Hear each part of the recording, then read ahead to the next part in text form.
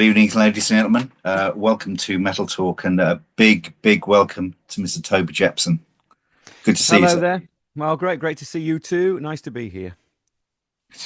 So exciting times, and extraordinary times, possibly for Yeah, everyone. yeah, totally. I mean, it's been in the planning for quite a while. But it's like herding cats with a fork, trying to keep a band together. Yeah, And especially given the fact that the Little Angels have been, we've been split up 32 years or something, whatever it is, and only come back in the interim period, 13 whatever years ago it was, when we did the 2012 tour. So, but the great thing about that tour was it put us in mind of like, hey, we can do this again. We'd like to do this again. It was just a question of when. And of course, the when's the big one, really, because it's, everyone's got different lives. We've all been leading different lives. And I think quite a lot of tumultuous things happened over the last sort of 12, 13 years to all of us in lots of different ways. But we sort of sat down a couple of years ago and sort of thought, well, if we're going to do this, we want to do it properly, and we want to sort of correct some stuff and have a really good go at it. I mean, I think 2012 was a great tour, but it was really very emotional. That tour was built off the back and prompted by the death of Michael Lee, savage blow to us, and but it did get us all back together in a room, and so the emotions were very high on that tour, and I think we were just glad to be there. This time around it feels different. It feels a lot more, I think, solid. I think we feel that this won't be the only tour we'll do. We think there's other things that we would like to do, and weirdly, the planets have all kind of aligned. Everyone's kind of got gaps in their schedule over the next couple of years. There's various reductions in work processes and things like that are going on with all the guys in the band. And so it just seemed to be the right time. And it's a weird one because you can sit around talking about it. I mean, we started talking about it a couple of years ago, and like it really was jarring, and there was no way it was going to work, and this got in the way, and that got in the way, and then somebody got ill, and then this happened, and that happened, and it just felt like we were sort of like wading through treacle. But then the sort of skies cleared, and we sort of got talking about it again, and all of a sudden it was like nothing was getting in the way. Everything felt good. All the conversations we had felt positive. And so we just decided to push the green button, and here we are. That's all I can say, really. Yeah. excellent. So, when was the first time you guys got back in a room together? Obviously, since the 2012 2013 tour. Well, we've our lives have intersected quite a lot over those years. We're very firm friends. I mean, Mark Plunkett spends quite a lot of time in Thailand. He splits his time between Thailand and the UK, so he's away most of the winter. Lucky person, and so I haven't seen an awful lot of Mark, but I've kept in touch with Mark via Zoom and all the rest of it. See a lot of Jim because Jim lives very close to me down here in the southwest, and so we see a lot of each other socially. Mark Richardson and me, we've worked on a couple of projects where Mark's played drums on a couple of things I've done, specifically a couple of film project things I was working on. And Bruce and me, again, we sort of see each other when we do, and it's all really good. So we haven't actually been in a room to play with play as a band yet at all. So that's what we're planning at the moment. We've got our rehearsal schedules building now, and we're sort of again, it's just like trying to manage. I don't know. It's like trying to juggle treacle. You're trying to kind of get those moments where, like, because Mark Rich is still in Skunk and Nancy, of course. Yeah. I've got film projects that I'm working on which are coming to fruition. So we're trying to make that all work. But I mean, again, amazingly, we've managed to do it. We've got four or five big chunks through the year where we can go and have a couple of weeks where we're going to be together and we'll be rehearsing. And we're determined to put a bomb ass show together for this tour. Um, and really deliver on the promise of what Little Angels used to be in lots of ways, but bringing it into now. So yeah, we've got a lot of plans for the live show. Because obviously Bruce lives up in the Shetland Islands now, doesn't he? He does. So he's gone from Brighton. I think it was Brighton, wasn't he? Right Yeah, up to there.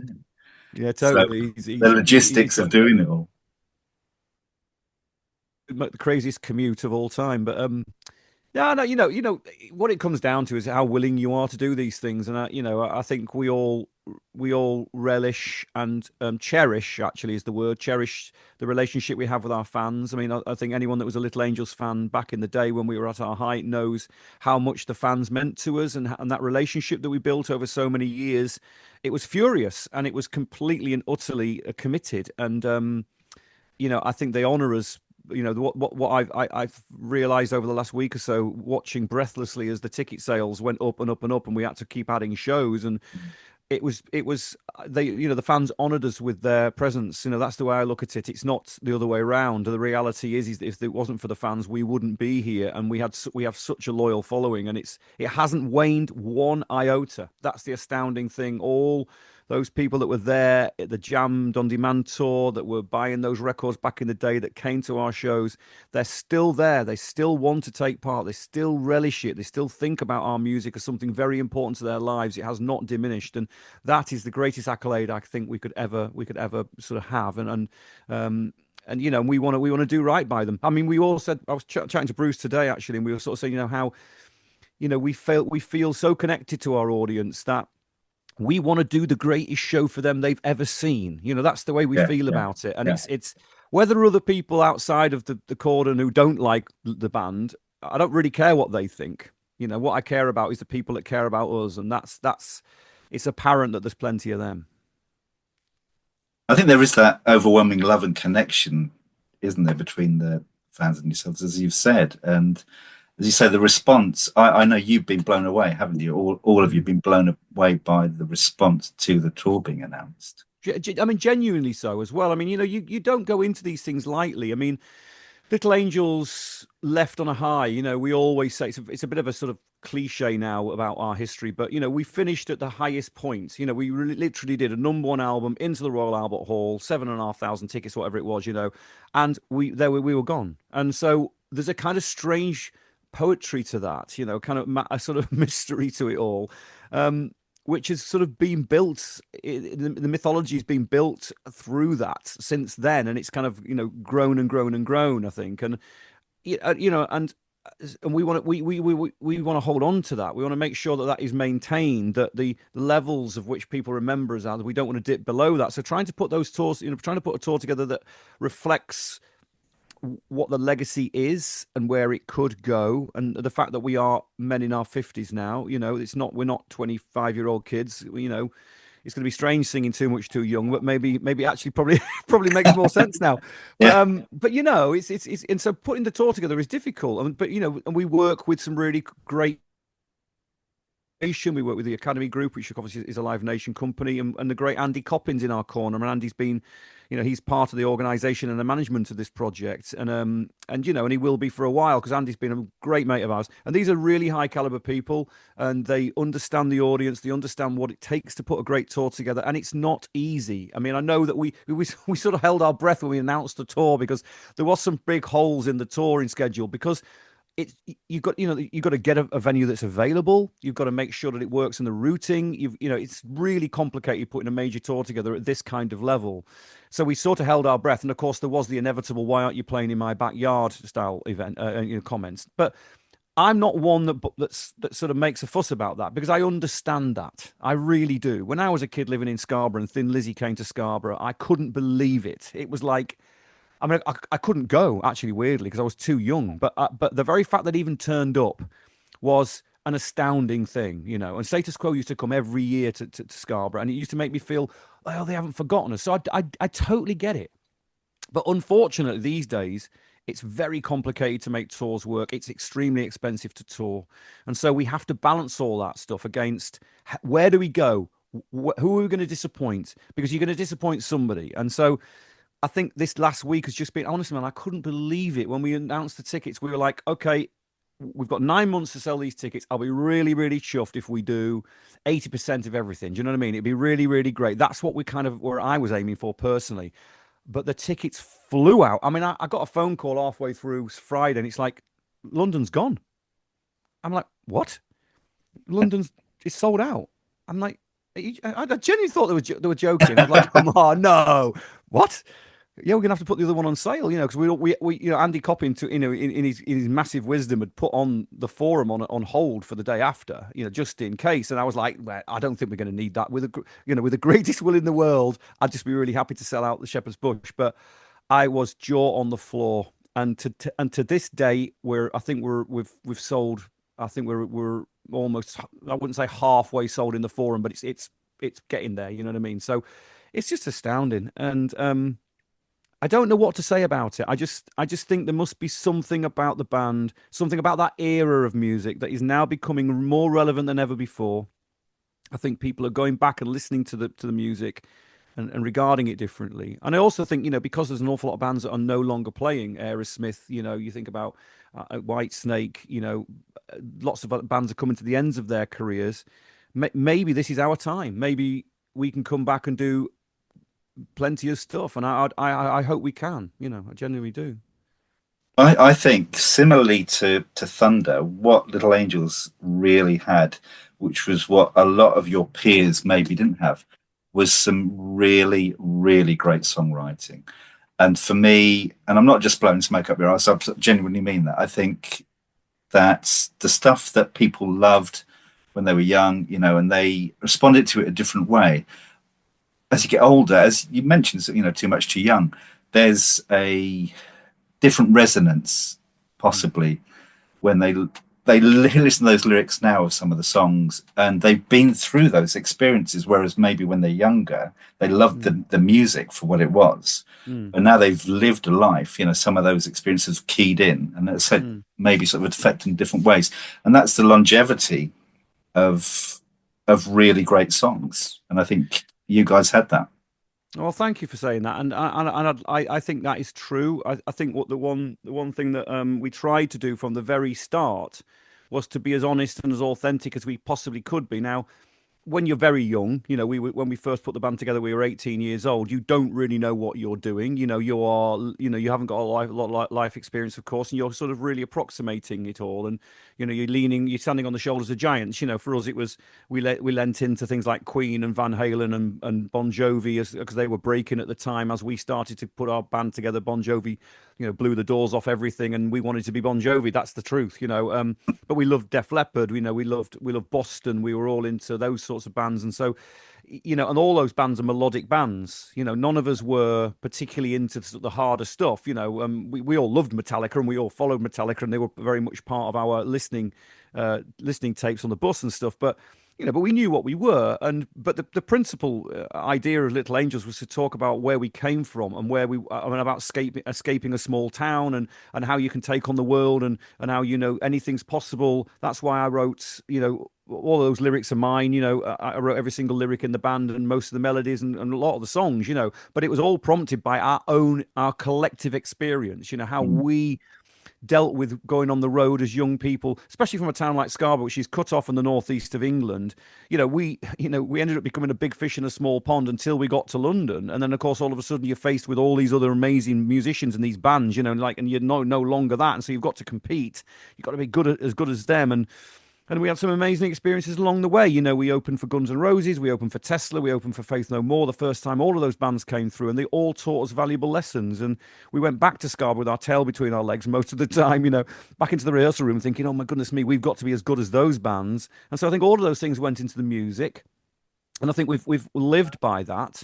Um, and the one thing that I always wanted to do as a songwriter was I've never been concerned by what other people think about my music. And I don't mean that to sound arrogant. You have to write the music for yourself as a songwriter. That's the principle. You have to do it for yourself. You have to please yourself first, and then you hope that it will please other people. And so, even though there were a lot of naysayers about Little Angels, we weren't the coolest band. We just weren't. So, but to our fans, what we were was we were speaking their own language. And I think that's why we've managed to maintain it, because we spoke that our fans' language. They were the same as us. They were the same age as us. They understood the same things. They'd come out of the same kinds of school. They knew the same kinds of streets in the towns. And that's where our authenticity came from. And I do believe the songs maintain that, and probably, like you say, resonate now more because you can reflect upon it. But we also, the key thing is that we got on the radio. You know, we were a chart band, and you know that was much to the hatred of an awful lot of the rock press because you know it's always surprised me that you know you try and become a successful, you get on the radio and you're all over the radio, and all of a sudden you're being slagged off by people for being popular, and it's a kind Yeah. of very odd, it's a very odd relationship. But it didn't hurt Bon Jovi. It didn't hurt Def Leppard, and it didn't hurt Whitesnake. And I always used to hang on to that. I used to think, no, the reality is this is our music. I'm not trying to ape anyone else now. I don't want to write songs like anyone else. I just want to write our songs. And if they work, they work. And if they don't, well, what can I do about that? And I think we all sort of felt that. And so we sort of stood out in our own little world. It was sort of like a little island, really. And I genuinely think that's the reason why we're sort of people remember it and want to take part in it again because it stands for something in a way, you know. And I do think that era, I do think the Thunder, Almighty, you know, Gun, Us, you know, Dogs D'Amour, Skin, all those bands, you know, it was a kind of movement. I mean, it was, you know, there was you know, I've heard it being called Brit rock, you know, these days. Oh, it was the Brit rock period, you know. Well, you know, if we were part of that which I think we were, and we were one of the sort of main bands in that era. Then I'm really proud of that, and I think you know the fans remember that, you know, because we definitely did attain heights that a lot of bands didn't because we got on the radio. I think that's the kind of key thing, really, you know. The stage, but I guess you know that the perception from the press turning on you, it's that whole sort of thing that gatekeepers, you know, they want you to be people want you to be their band, sort of like Mm. fans, you know, they want you to have that sort of, you know, that we knew them from the beginning, but now they're Mm. too big and everything, and it's daft, you know, it doesn't really encourage the scene, but you know, you pushed through, and you know, you had the success. And I think it really inspired other people. There's a great, I'm sure you've heard of them, This House We Built, another band from Mm. Scarborough. Yeah. And, you know, I was talking to Scott the other week, and, you know, he names, you know, he really got inspired by Mm. coming along to a Little Angels gig, you Yeah, know, which all is those years amazing. It ago. was amazing to hear, and you know, and I think that's true, and I think you know every generation is inspired by the previous generation, etc. And that's a great thing to hear. I've heard that from a few bands, and I can definitely hear the you know a sort of an element of what we were trying to do in a number of bands today. You know, because the fact of the matter is, a lot of those people that are in those bands, you know, of you know, as we know, and have probably got a Little Angels record in there, and we became part of, you know, we were amongst the Def Leppards, amongst the Bon Jovis, amongst all those bands, you know, so that it was just yet another record, and I think I kind of forget that sometimes, you know, we were amongst all of that stuff, you know, so it's great to hear that. Yeah, you know what? You know, listen, it was a different time back then. You know, the print media and everything that surrounded the way that a band was kind of promoted is so entire was in so entirely different from what it is now. I enjoy the freedom of the way that the press works now, and the fact that fans can create their own sort of, you know, whether it be a podcast or whether it's just a kind of fan site or a Facebook group or anything. And so they're not concerned with the sort of minutiae of what it means to promote. They just love the band and they love the music and they want to talk about it. And that's so powerful. It really is people power. And, you know, great sort of websites and you know, webzines, you know, have grown out of that, and I think that's where we're at. You know, the print media and the big corporations no longer have a stranglehold over everyone and tell you what you got to listen to. You know. You mentioned sort of Status Quo coming to Scarborough just now, and obviously you mentioned about the reunion tour, sort of 2013, 2013. So yeah, sort of around that era. And obviously you're saying you didn't really do things as you maybe wanted to then because it was emotional. And I just remembered, see, the status when Status Quo did the Frantic Four tour, Mm, that first set of dates was incredibly emotional for them, but mm, Rossi just wasn't happy with it, so they went and did the other dates mm, to, you know, another tour to actually try and sort of put stuff in more in balance. mm. So what for you wasn't quite right with that tour? Well, I mean, for a start, we didn't have Mark Richardson playing the drums because Mark was involved with Skunk Anansie and had a prior arrangement with that. So we used Dominic from Reef, who was wonderful. I mean, Dom was a great guy to have in the band, but you know, he wasn't the drummer that we would normally have used, and so there was a sort of it was a bit strange going on stage with this, totally different player. So that was a bit of a jar. As much as we loved Dom, we massively Yeah. appreciate him stepping in. It was great, but it wasn't Mark, and it wasn't that. Mark's got a very certain muscularity to the way he plays, as did Michael Mm. Lee. We've always chosen drummers that were utter powerhouses. And I think obviously, there's been a bit of sort of argy-bargy online about us calling this the original lineup, which, and rather than calling it the classic lineup. And I think that does hold some water, and I think that's true to a degree. But Mark for us was one of the original members because he made he made a record with us, he toured with us, etc. And it's kind of like part of the family, really. I mean, poor old Michael Lee, there's no, we can't even, like, that can't even be leveled at us, really. But I think it was more to do with the fact that the focus on it was getting back in each other's lives and readdressing what it meant and how the songs were going to transfer, and how we were going to deal with that. And so for me, I mean, I can only talk for myself, but I have discussed it with Bruce and Jim, and I think we have our own versions of it. But my version of it was, I was just so glad to be on that stage with those lads. I just felt so privileged to be there with them, and so thankful that we were back in each other's lives. And so the focus wasn't on, let's get the set perfect, let's make something really unusual, let's try looking at this, let's try looking at that, let's do this song over here that we've never done before. None of that was even in the mix. It was more about just getting through the gigs and just happy to be there and reconnecting with people and making a statement that we were able to still to play this and still play these songs. So that was the inference. And so it wasn't a case we did anything wrong. It was more a question of how it felt. But this time around, because we've done that, we've cleared that bit away.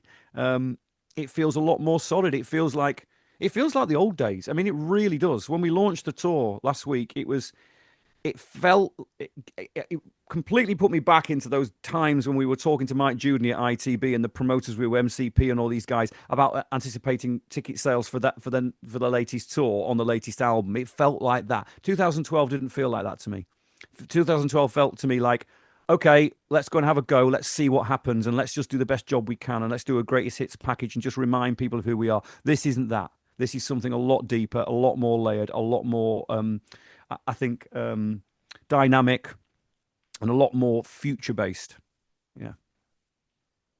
That's going to be great. I can't wait to see. Obviously, I've seen you everywhere, from obviously like Milton Keynes Bowl and Wembley Stadium through to the Oval Rock House in Norwich, which was probably the sweatiest gig I've ever been to. It was rammed in there. That was an insane night. Yeah. So really looking forward to everything back on the road. See, there was a little bit of an issue. I think Norwich UEA leaked early that there was going to be the gig, obviously last year, and it started causing the ball to roll, and possibly, I'm not saying it forced your hand. I'm sure someone got a bit of a. Well, I mean, it was a weird one, because in a strange way, it sort of did us a little bit of a favour, but we genuinely did not engineer that. It was just somebody, I think one of the sort of the promoters rep or whoever it was in the office, because it was it's obviously an ENTS department because it's a university. Yeah. I think someone just kind of got a little bit joyful and decided to say something, and we'd obviously put an embargo on it, and we were like trying to close it down, but of course those things leak out, and of course it sends Chinese whispers, but there's nothing we could do about it, and because half the problem is we were, for a number of reasons, and we were careful. We wanted to be very careful. We didn't say something that wasn't going to come true. That's the main reality to it. There was a chance that the dates would have to be moved, and we'd have to change things around for a number of reasons, but we decided to stick at them. And so it was just a bit of a, oh no, what are we going to do? But actually, it did us a little bit of a favour, because it got rumour mill spinning, and there we go. Yeah. That buzz started, which is sort of, exciting for everyone. Yeah, totally. Yeah. So obviously the tour starts and you're playing in Glasgow. That's the opening night, isn't it? Glasgow, a hell of a place to play, because we know, the Glasgow fans are so fanatical. Absolutely. Yeah. How are you going to feel? Oh goodness me, that is that's the $64,000 question, isn't it? Well, it's the biggest venue we'll ever have played in Glasgow, ever in our career.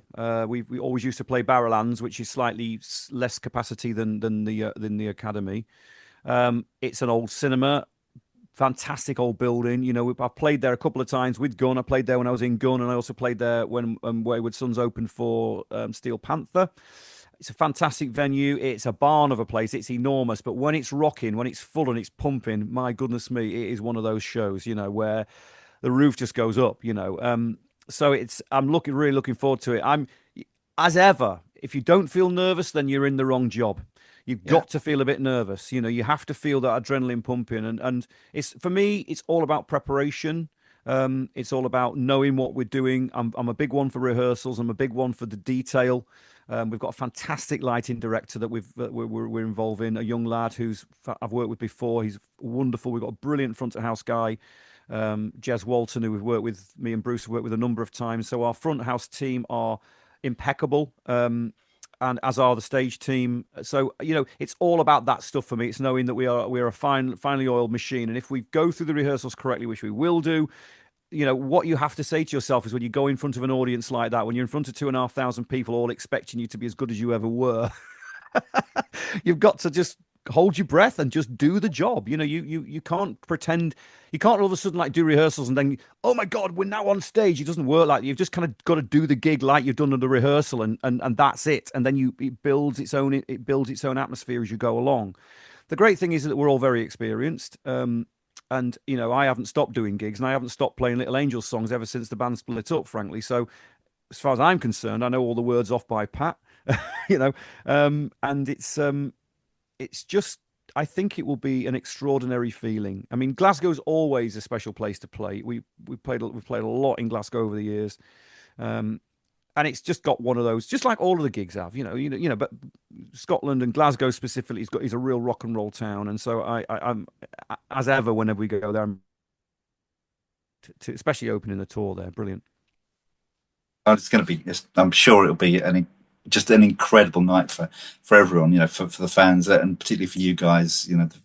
Hitting that stage and the euphoria that will doubtless sort of fill the place. So it's going to be great.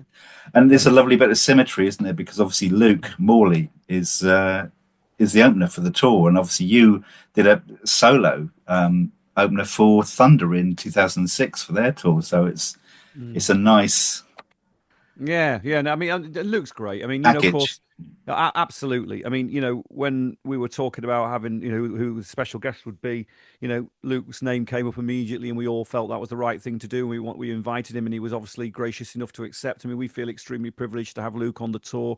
Luke's a giant in the rock business, and he's a wonderful chap, and we all get on with him great. So.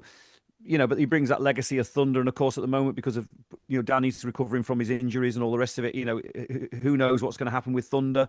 I really sincerely hope they get a chance to go out and play again. But whilst we're waiting for that wonderful moment when they can return, we're delighted to have Luke with us, and I'm sure he'll play some Thunder tracks. And the man's a giant, Yeah, I'm such a big fan of him as a guitar player, and I think his solo record he put out last year was great, and I've got nothing but respect for the guy. So and of course I've got a couple of my mates playing in his band. I've got Dean Howard from Tapau, who used to play in my solo band. He's playing a second guitar for Luke. So it's like having a bit of a bit of my family around me, really, in lots of ways. And it just harks back to that great golden period of rock, to have Luke on that stage, and yeah, it's going to be great, man. I can't wait. So I'm getting goosebumps just talking about it, frankly. It'd be thrilling. So obviously, it's you hinted this isn't going to be one and done, is it? No. You're gonna. I presume it's a bit too early to start sort of looking forward at the moment, but hopefully there'll be more to come. Yeah, there definitely will be more to come. I sort of made the point to the guys from my own point of view that I've got lots of other things going on.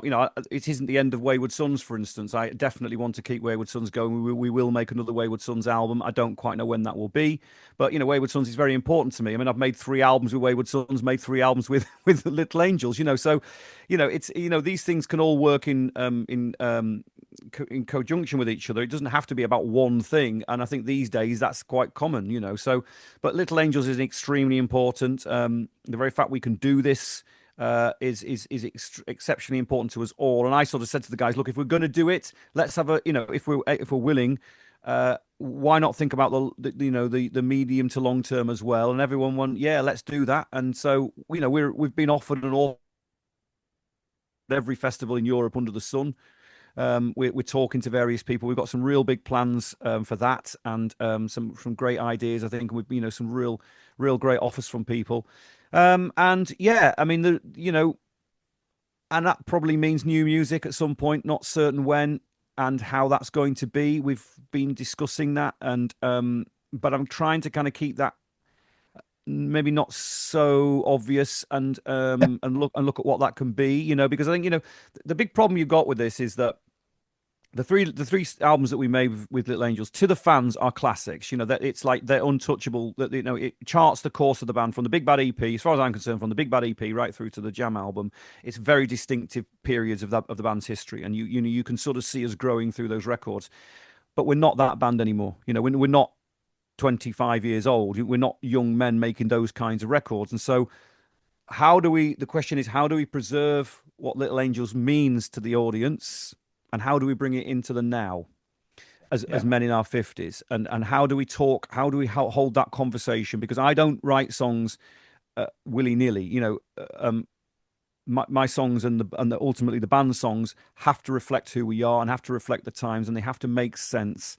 But above all, with Little Angels, they have to be really optimistic, because most of our stuff was very, very optimistic, really, or at least searching the human condition. And so it's about trying to find that. What are the key things that make Little Angels tick that we can bring into the now, and can we make music that will equal, if not better, what we've done before? And so that's quite a tall order.